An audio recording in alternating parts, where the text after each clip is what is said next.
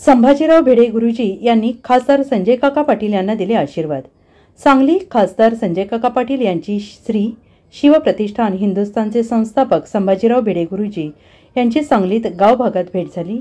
संजय काका पाटील यांनी त्यांचे चरणस्पर्श करून आशीर्वाद घेतले तेव्हा गुरुजींनी काही मुद्द्यांवर कानमंत्र दिला। लोकसभा निवडणुकीच्या निमित्ताने संजय काका पाटील आज सांगली शहर परिसर प्रचार दौऱ्यावर असताना गाव भागात संभाजी भिडे गुरुजी यांची भेट झाली।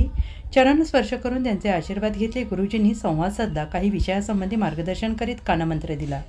लोकसभा निवडणुकीसाठी शुभेच्छा देत आशीर्वाद दिले। संजय काका पाटील म्हणाले, गुरुजींची भेट ही नेहमी स्फूर्तिदायी असते। प्रत्येक भेटीवेळी नवीन काही शिकायला मिळतं। त्यागी सत्पुरुषांचे आशीर्वाद माझ्यासाठी महत्त्वाचे आहेत। Bureau report SBN Marathi, Sangli.